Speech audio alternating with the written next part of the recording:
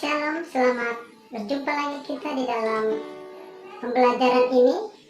Besar harapan saya kepada peserta atau siapapun yang mengikuti pembelajaran ini, semua dalam lawatan Tuhan. Tentu satu hal yang saya harapkan adalah kita tetap masih semangat untuk mengikuti pembelajaran.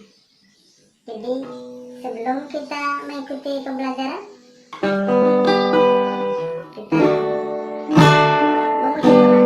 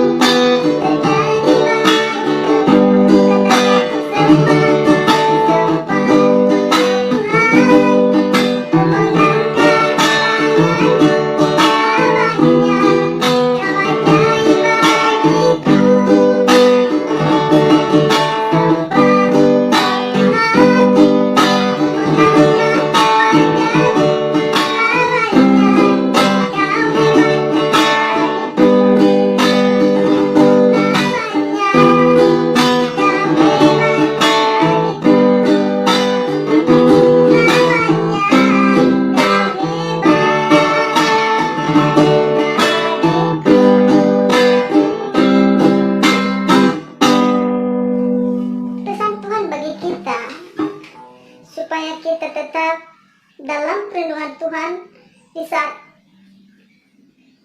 mengikuti pembelajaran pun tetap kita menyerahkan hidup kita kepada Tuhan supaya kita meroleh terus-menerus kemenangan.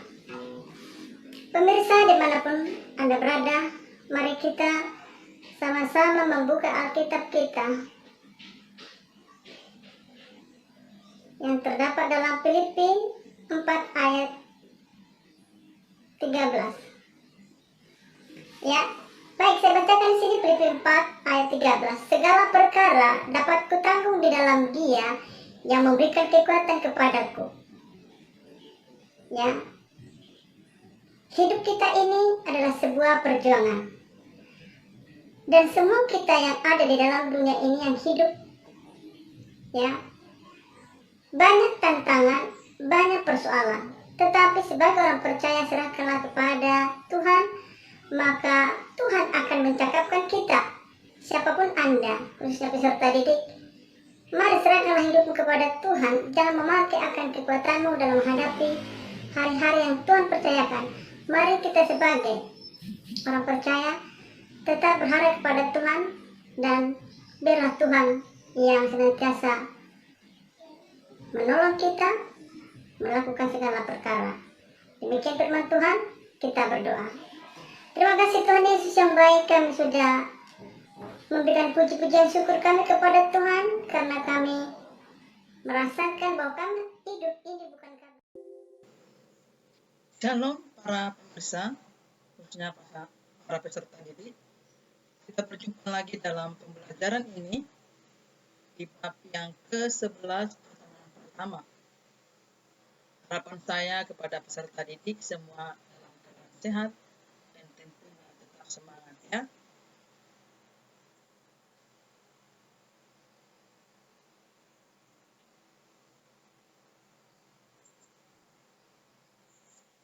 Judul materi kita yaitu mengapa bersyukur, dan ayat referensinya ada di Amsal 17 ayat 22.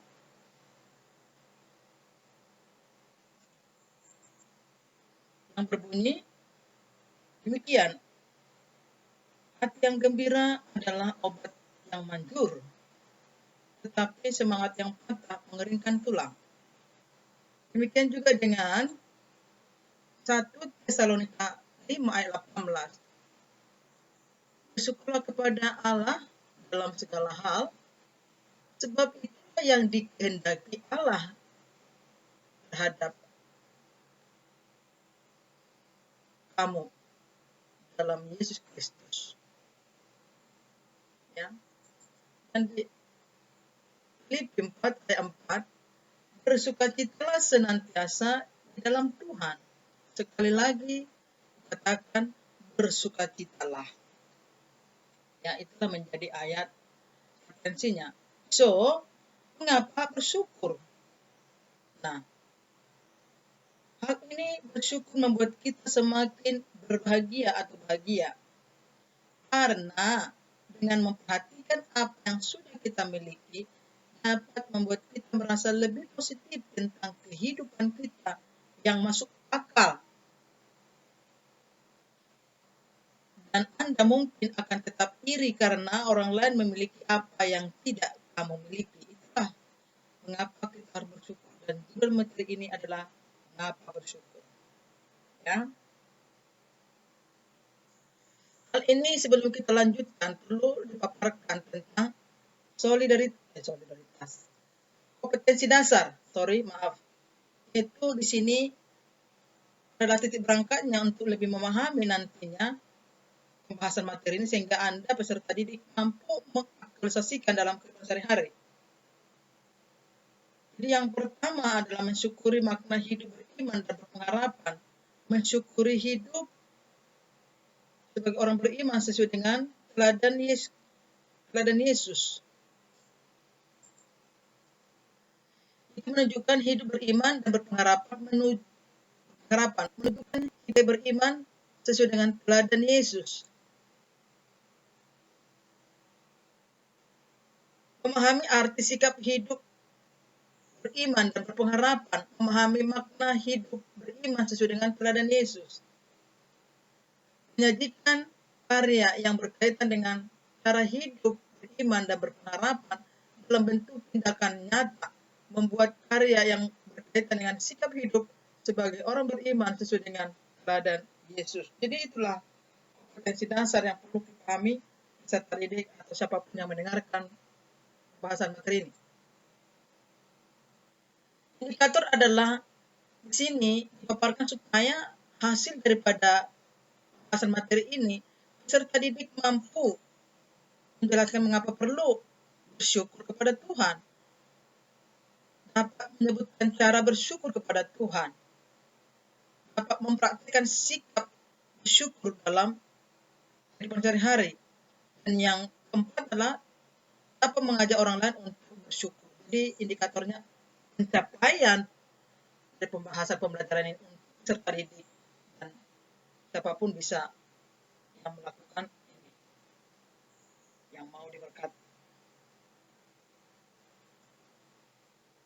Bersyukur mengartikan percaya pada Allah sepenuh dan bersyukur, ya, dalam bentuk puji-pujian serta ucapan syukur dan memanjatkan, ya, pengagungan kepada Tuhan. Kita juga percaya akan penyertaan Tuhan di segala perjalanan hidup kita di dunia ini. Maka hal ini pemazmur juga menyatakan dalam Mazmur 86 ayat 12, aku hendak bersyukur kepadamu ya Tuhan Allahku dengan segenap hatiku dan memuliakan namamu dan memuliakan Tuhan. Arti bersyukur di dalam kamus besar bahasa Indonesia yang dipaparkan di sini adalah rasa terima kasih kepada Allah. Rasa berarti ya dinikmati, dihayati gitu loh. Ya, ucapan syukur kepada Tuhan. Jadi ada rasa, jadi ini respon langsung. Bangun pagi-pagi, ya ucapan syukur ya, karena sudah dirasakan akan penyertaan Tuhan, sudah dirasakan akan lawatan Tuhan, sudah dirasakan penyertaan Tuhan ya. Yang kedua, rasa beruntung, ya Anda beruntung dengan saya dan saudara bisa masih hidup, lega, senang, dan bahagia, dan seterusnya. Bersyukurlah untuk apa yang sudah alami. Anda punya bisa melihat, mendengar, dan Anda bisa makan, ya Anda beruntung dengan saya juga. Dan siapapun yang mendengarkan akan pembelajaran ini. Yang ketiga adalah sujud. Syukur dalam ajaran Islam, ya sujud itu, ya mungkin ya seperti itu. Yang wajib kita bersyukur karena ya itu di luar dugaan kita, di luar kemampuan kita. Mengucap syukur sudah menjadi gaya dari kehidupan kita sebagai orang Kristen atau orang percaya kepada Tuhan. Sebab kegiatan ini adalah kehendak dari Allah. Allah menginginkan kita untuk selalu mengucap syukur dalam segala hal. Saat sedang berada dalam kesulitankah, kesenangankah, ya artinya bukan hanya saat kita sedang menerima berkat, akan tetapi saat kita menemukan kesulitan dalam hidup ini. Bagaimana arti bersyukur bagi kita untuk Kristen dan juga untuk ucapan syukur? Menurut Alkitab, mari kita perhatikan berikut ini.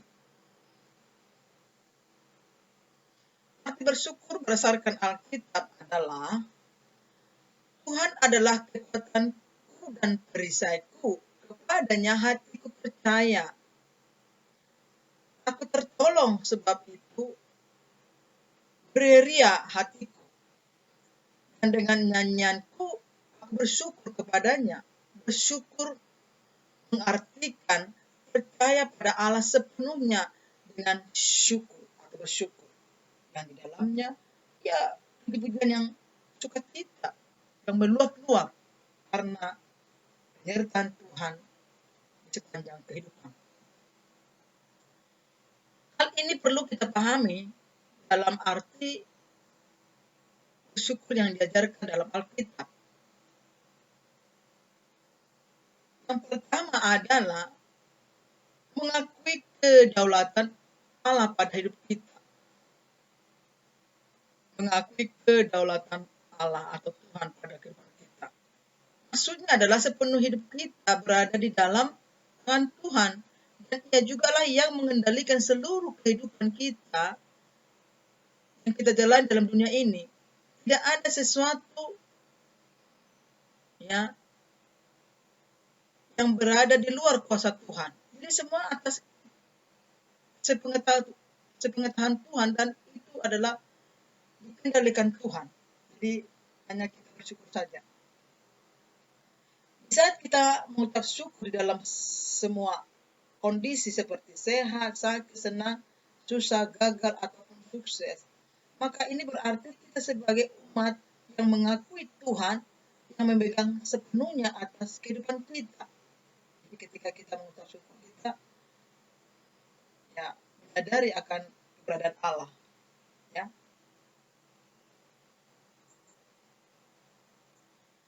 Yang kedua, menerima keadaan hidup seutuhnya. Ya, seutuhnya.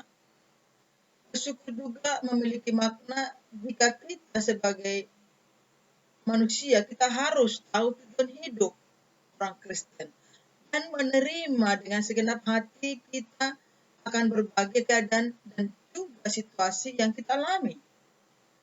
Dan bersyukur kita juga tidak akan mempersalahkan pihak yang lain, sekaligus tidak hal ini menerima semua keadaan berarti dalam segala sesuatu yang sudah terjadi atas seizin dari Tuhan untuk kita. Jadi harus menerima keadaan. Mau tidak mau, suka tidak suka, rela tidak rela, ya memang demikian, ya.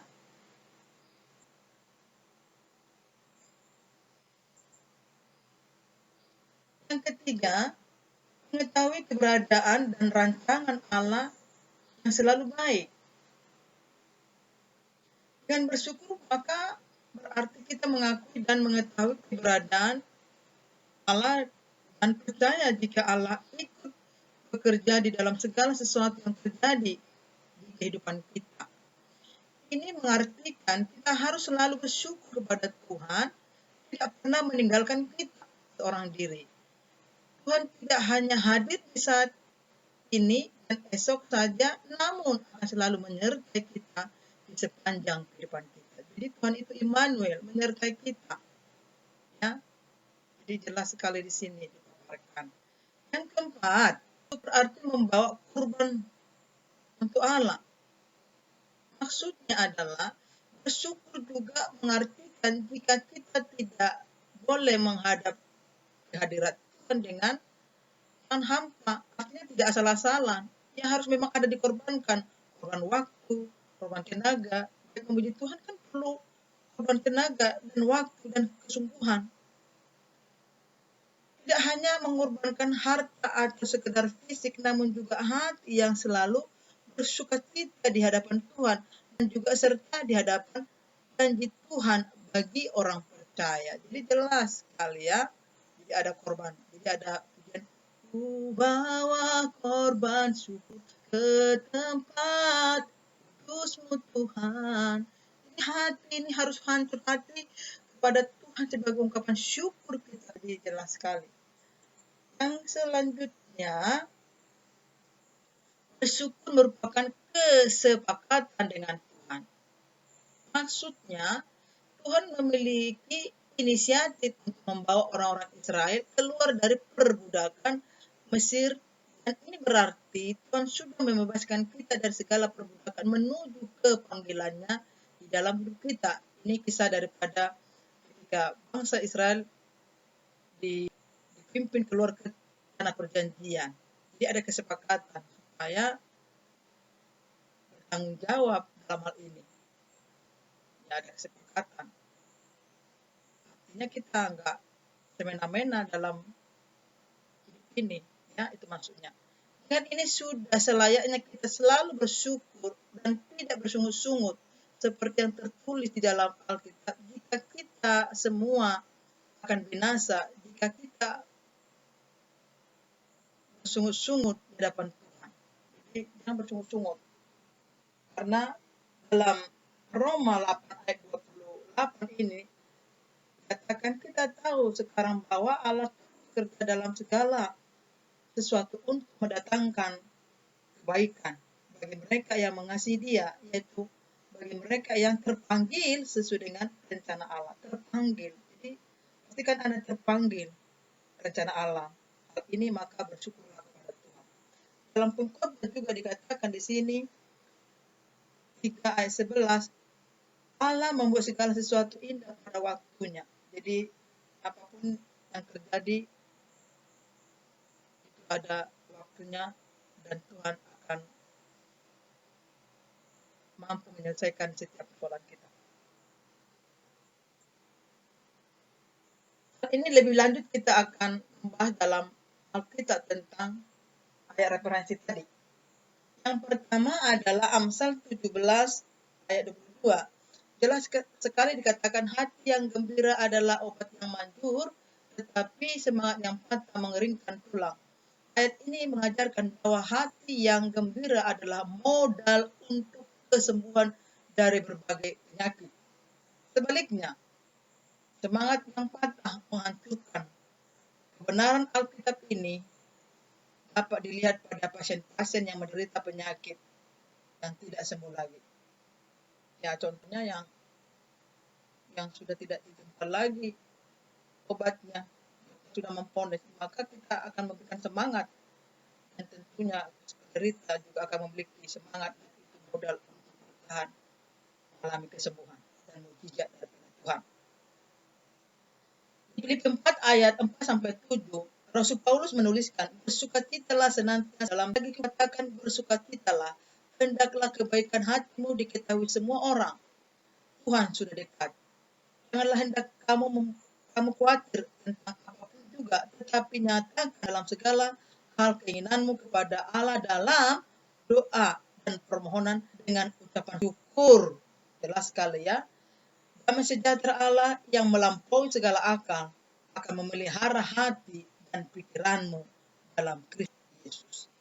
Mari sukacita. Ini dituntut mengenai hati ya. Hatinya beres, maka apapun yang terjadi bisa mengucap syukur dalam hidupnya. Dalam ayat Filipi ini, maka ada 4 hal yang perlu ditekankan, yaitu yang pertama dalam Tuhan. Jadi bersukacitalah senantiasa, always enjoy to the Lord. Jadi tidak terkadang kidding, ya, selalu. Bagian B, kebaikan hati yang sebaiknya diketahui semua orang. Jadi kebaikan hati harus semua orang mengetahui. Jadi tidak ada kemunafikan di sini. Selanjutnya, tidak perlu khawatir tentang apapun juga. Ya, tidak perlu khawatir karena apa? Tuhan itu Immanuel. Tuhan itu yang menyediakan segala sesuatu. Tuhan itu akan menyediakan, tinggal bagaimana kita bertindak untuk mencukupi kehidupan kita. Bagian D, menyatakan keinginan kita kepada Allah melalui doa dan permohonan dengan ucapan syukur. Artinya perlu di sini penundukan diri. Masuklah dalam persekutuan, masuklah dalam unity ibadah supaya di dalamnya kita bisa mengucap syukur, berdoa dan mohon kepada Tuhan. Jadi jangan pernah tinggalkan mezbah ibadahmu. Apa kaitannya antara keempat hal ini? Ya, bahwa perasaan sukacita tidak bisa dilepas dari kenyataan hidup kita. Khususnya dalam pembelajaran ini. Karena itu perasaan bersyukur yang kita miliki akan mengalir keluar sehingga terlihat oleh di sekitar kita. Jadi apa yang kita pelajari dari pembahasan Filipi 4 tadi harus bisa diaplikasikan, itu maksudnya. Orang yang bersyukur akan terlihat berbeda dari orang yang tidak bersyukur. Orang bersyukur akan melihat setiap hal yang terjadi dalam hidupnya sebagai kesempatan untuk mensyukuri kehadiran Allah dan kuasa Allah di dalam kehidupannya. Ya, itu bedanya. Orang yang bersyukur dan orang yang tidak bersyukur. Ya, orang yang bersyukur itu dia mengerti maksud dan kesempatan dalam hidupnya bahwa Tuhan mengasihi dia. Sementara orang yang tidak bersyukur ya kerjanya hanya bersungut-sungut, ngomel-ngomel dan mempersalahkan Tuhan. Di sini Rasul Paulus mengajak kita. Ini sering dipakai untuk menyatakan bahwa ucapan syukur harus menjadi kebiasaan bagi orang Kristen, bagi pengikut Tuhan, gaya hidup kita, ya. Bukan sekedar mengucap syukur, tetapi mengucap syukur dalam segala hal. Seruan ini menjadi suatu yang tidak mudah untuk dilakukan. Bagaimana kita dapat bersyukur bila kita kehilangan orang kita kasihi. Ya, memang pahit ketika diperhadapkan. Tetapi kembali kepada firman-Nya yang akan menggugah kita, yang menghidupkan kita, yang menggairahkan kita, yang memberikan kita semangat mengucap syukur dalam segala hal.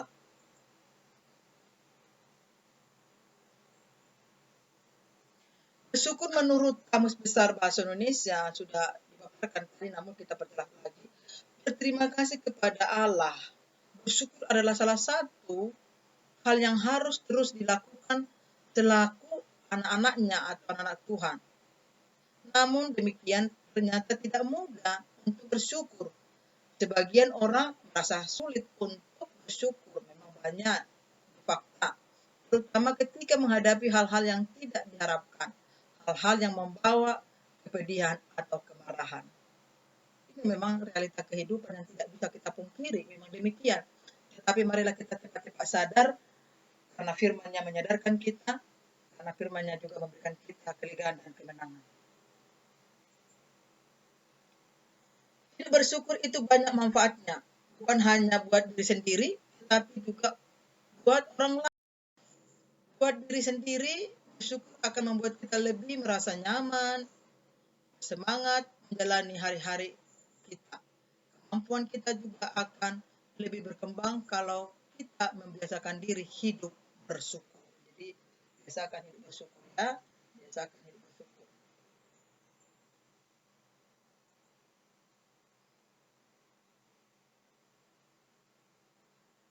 Manfaat lain, bersyukur membuat hidup kita lebih sehat. Sudah sejak lama para ahli kedokteran juga menyetujui bahwa ada keterkaitan erat antara hidup sehat dan hati yang gembira. Dan dalam Amsal kita bisa nyanyikan, hati yang gembira adalah obat. Ya, bergembiralah supaya kita sehat selalu. ada sebuah penelitian dilakukan terhadap orang usia lanjut. Menurut hasil penelitian, kakek-kakek dan nenek-nenek yang membiasakan dirinya hidup bersyukur, senang, tertawa, bisa menerima keadaan dengan sukacita, tidak mudah ngomel-ngomel dan mengeluh, biasanya lebih sehat, jarang sakit ataupun stres. Maka milikilah akan semangat hidup yang lebih baik. Ya, jadi kalau ngomel-ngomel biasanya memang ya akan mengalami satu dilema yang tidak bisa berkesudahan. Mari kita bersukacita, bersyukur kepada Tuhan supaya kita sehat selalu dan panjang umur. Hal itu sama seperti yang diungkapkan oleh dalam Amsal, jelas tadi ya, 17 ayat 22, hati yang gembira adalah obat yang manjur, bayangkan manjur. Ya, tetapi semangat yang patah mengeringkan tulang. Hati yang gembira adalah salah satu akibat dari hidup bersyukur. Hati yang gembira itu adalah hidup yang bersyukur. Sedangkan semangat yang patah membiasakan terwujud dalam keluhan, lawan kata dari hidup bersyukur. Jadi artinya keluhan, keputusan justru akan membuat hidup kita tambah berat. Pas ya? Tidak ada satu kata-kata keluhan dalam suratnya, maksudnya dalam Amsal tadi. Bahkan sebaliknya, penuh dengan nasihat untuk bersyukur dan bersukacita. Dan hal ini ditekankan dalam Filipi 4 ayat 4. Nyatakanlah dalam segala hal keinginanmu kepada Allah dalam doa dan permohonan dengan ucapan syukur. Ya, demikian juga dalam ayat 6. Dengan demikian maka kita akan mengalami damai sejahtera Allah.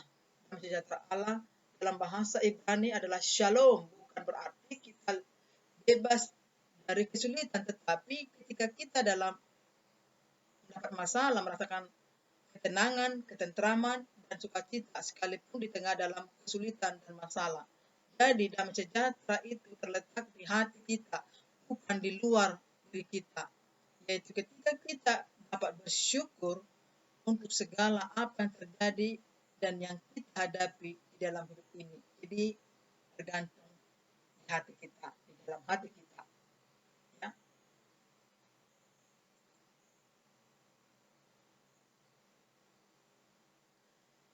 Hal ini juga melalui surat yang menghiburkan dan menguatkan jemaat yang ada di Tesalonika di dalam menghadapi masalah. Rasul Paulus juga menekankan mengucap syukur ya dalam segala hal.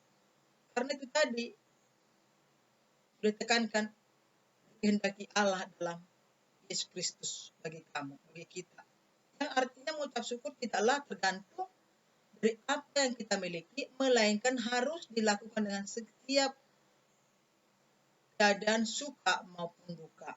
Jadi dalam hal mengucap syukur itu tidak dilihat situasi keadaan kita, baik kita punya harta, lagi punya uang, punya segalanya, tidak, bukan tergantung di situ, tetapi di hati kita. Bagaimana kita mengkontrol hati kita supaya kita bisa tetap bersukacita karena semua itu karena anugerah Tuhan. Dalam hal ini ada penugasan. Yang pertama adalah tuliskan 5 hal dalam hidup saudara pada saat ini yang paling kamu syukuri. Ya, jadi ada 5 tuliskan. Pertama, menuliskan 5 hal yang paling kamu syukuri. Dan yang kedua adalah tuliskan juga 5 hal yang sering membuat Anda sulit untuk bersyukur. Apa saja itu, berikan alasannya. Ya. Apa saja yang membuat Anda sulit untuk bersyukur. Yang pertama apa? Berikan alasannya. Ya, berikan alasannya. Baik, akhirnya akan perjumpaan kita di penugasan ini. Tapi sebelum kita berakhir, kita mendengarkan pujian ini. Dan sembari itu juga nanti akan ada doa penutup.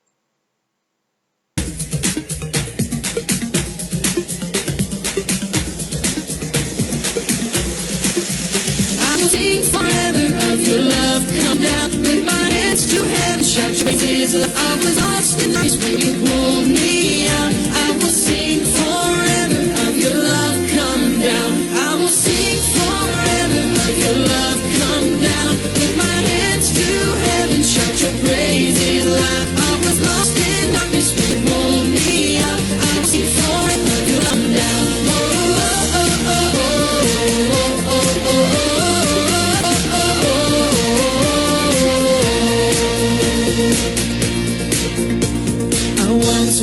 blind, I could not see. Chains of sin had shackled me. But God in heaven heard my plea.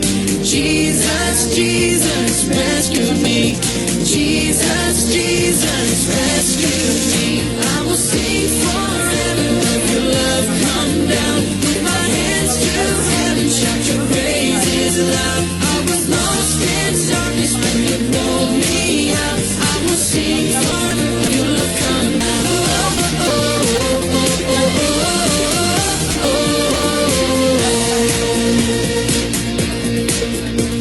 I once was blind, I could not see. Chains of sin had shackled me. God in heaven heard my plea. Jesus, Jesus, rescue me. Jesus, Jesus, rescue me. I will sing forever of your love. Come down with my hands to heaven. Shout your praises loud. I was lost in darkness before me out. I will sing forever of your love. Come down. I will sing forever of your love. Come down. I will sing forever of your love. Come down. Oh, oh, oh, oh, oh, oh, oh,